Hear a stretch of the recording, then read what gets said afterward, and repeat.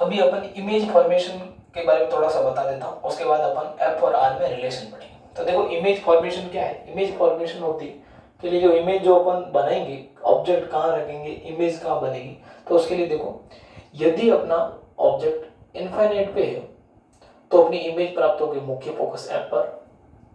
यदि अपनी image 2f या c पर हो तो अपनी ऑब्जेक्ट यदि 2f या c पर हो तो जो अपनी इमेज बनेगी वो 2f या c पे बनेगी। यदि अपना ऑब्जेक्ट f पर रखा हो तो जो इमेज प्राप्त होगी वो अनंत पे प्राप्त होगी।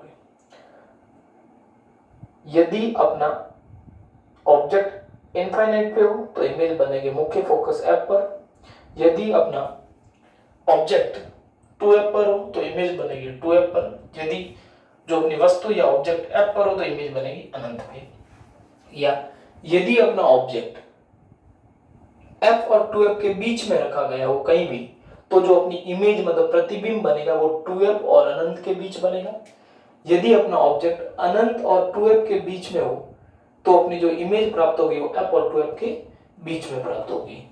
ठीक है, तो ये लगभग 5 केस, ये जनरल केस यहां से कवर हो जाएंगे। ठीक है, उसके बाद अपन पढ़ेंगे f तथा r में संबंध।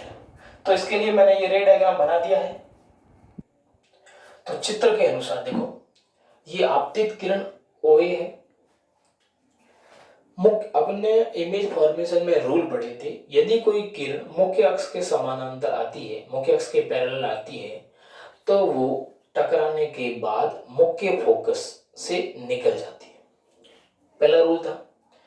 और अपन ने तीसरा रूल क्या पढ़ा था? तीसरा रूल पढ़ा था, यदि कोई किरण वक्रता के अंदर C से यदि पास होती है तो पुनः उसी पथ का अनुसरण कर लेती है। यदि C से यदि ये निकल रही है तो वापस इसी डायरेक्शन में बैक साइड वापस आ जाएगी। ये दो तो अपने रूल है।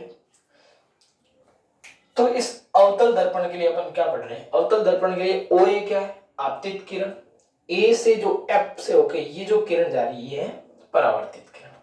तो AF क्या है? परावर्तित किरण। A से एक परपेंडिकुलर खींचा अपन ने AN। ठीक है, तो AN क्या है? इस मुख्य अक्ष पर एक लंब खींच लिया। अपन मान के चलते हैं कि ये जो द्वारक है वो बहुत पतला है, तो इस स्थिति में P और N क्या होंगे? एक दूसरे के समपाती। इसमें P को N के ऊपर मान सकता हूं। ये अपनी एजम्पशन है। तो देखो, अपने को पता है, एक चीज और बता देता हूं, जैसे ये कोई सर्कल है, ये कोई सर्कल है। सर्कल में क्या होता है? सर्कल में सर्कल की जो रेडियस होती है, इसकी जो त्रिज्या होती है R, और इसके ऊपर मैं यदि स्पर्श रेखा खींच लूं, टेंजेंट खींच लूं, तो ये जो एंगल बनेगा ये हमेशा 90 डिग्री बनेगा, नॉर्मल बनेगा। तो ये यहां क्यों बता रहा हूं? इसलिए बता रहा हूं क्योंकि ये जो AC क्या है? रेडियस है। AC यदि रेडियस हो, इस पॉइंट पे मैं यदि एक स्पर्श रेखा टेंजेंट खींच लूं, स्पर्श रेखा खींच लूं, तो ये AC इस पे अभिलंब का काम करेगी। किसका काम करेगी? अभिलंब का, जो अपने इसमें काम आएगा। तो देखो, आपतित किरण OA, निर्गत किरण या परावर्तित किरण AF। तो AC क्या है? AC एक अभिलंब है। अपन ने परावर्तन के नियम में क्या पढ़ा था? परावर्तन के नियम में पढ़ा, यदि कोई आपतित किरण अभिलंब के साथ यदि थीटा कोण पे स्ट्राइक हो रही है तो उसी कोण से कोण I बराबर कोण R वापस निर्गत हो जाएगी। तो ये भी एंगल थीटा और ये भी एंगल थीटा। तो टोटल एंगल कितना हुआ यहां से यहां तक? 2 थीटा।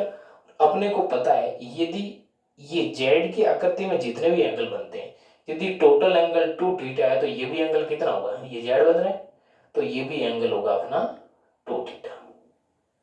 ये तो अपन ने कहां से मिल गया? डायग्राम से। एक और चीज देखो, ये एंगल यदि थीटा है ये वाला, तो ये भी जेड बन रहा है, तो ये भी एंगल कितना होगा? ये एंगल होगा थीटा। ये अपने को इस डायग्राम से मिल गए। ठीक है, अब अपन यहां पे ये मान के चल रहे हैं कि द्वारक बहुत पतला है और P और N क्या है? समपाती। तो इसमें अपन क्या ले रहे हैं? ट्रायंगल ले रहे हैं। तो सबसे पहले समकोण त्रिभुज।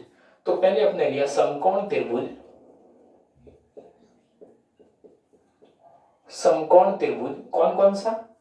ANC से। तो समकोण त्रिभुज ANC सी से।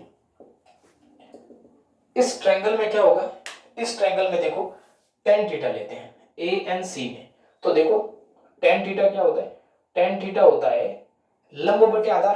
तो थीटा के सामने वाली भुजा क्या है, लंब, लंब क्या है ए एन,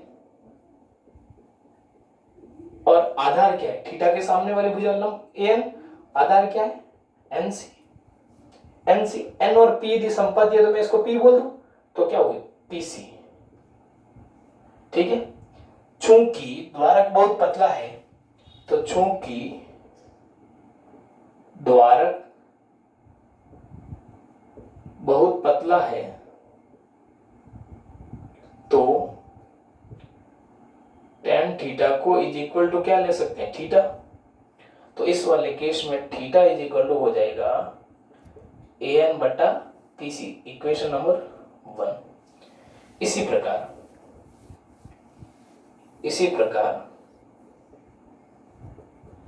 अब जो ट्रायंगल ले रहे हैं, कौन कौन सा ट्रायंगल ले रहे हैं, ए एन एफ।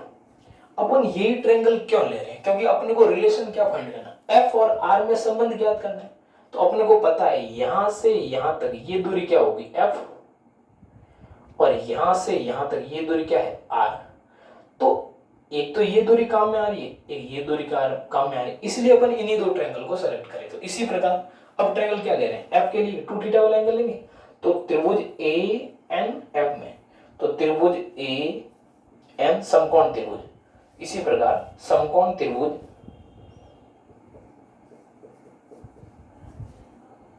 कौन कौन सा ए एन एफ से, तो ए एन एफ से, तो इस समकोण त्रिभुज में वही tan थीटा बराबर क्या होगा लंब बटा आधार।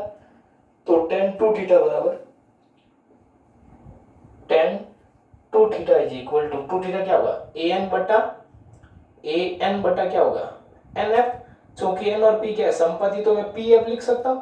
तो यहां से हो जाएगा ए एन बटा ये वाली दूरी क्या है पी से एफ, तो पी से एफ। और भाई द्वारक क्या है, द्वारक बहुत पतला है, तो द्वारक बहुत पतला है तो tan 2 theta is equal to क्या ले सकते हैं ओनली 2 थीटा। तो इस वाले केस में ये क्या बन जाएगा, इस वाले केस में बन जाएगा अपना 2 theta is equal to A N बटा पी एफ। इसको दे दो समीकरण नंबर 2। अब अपने को क्या करना है, समीकरण 1 और समीकरण 2 से। तो समीकरण 1 और 2 से मैं क्या कर रहा हूं, ऊपर वाली ये 3 लाइनें आप एक अच्छे से ड्रॉ कर ली, जॉट डाउन कर लीजिए। ऊपर वाली 3 लाइनें मैं हटा देता हूं। तो देखो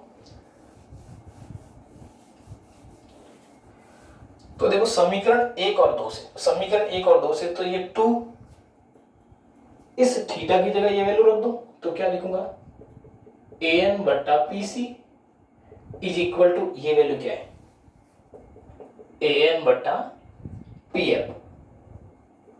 जो कटे उसको काट दो, तो ए एन से एन कैंसिल आउट हो गया। तो यहां पे क्या रहा 2 upon P C is equal to 1 upon P F. तो यहां से देखो अब अपन लगा लेते हैं चिन्ह परिपाटी। क्या लगा लेते हैं चिन्ह परिपाटी। तो यहां से पी सी क्या है, पी से सी की दूरी ये क्या है आर, और आर क्या होगी चिन्ह परिपाटी के अकॉर्डिंग ये क्या है आपतित प्रकाश की दिशा किस तरफ, इस तरफ, और दूरी हमेशा पोल से मापी जाती है। तो पी से सी की दूरी पीछे की तरफ है, तो आर की जगह लिखेंगे माइनस आर।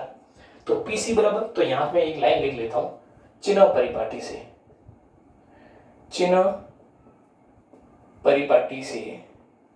तो पी सी बराबर क्या हो जाएगी, ये सॉरी पी एफ हो जाएगा।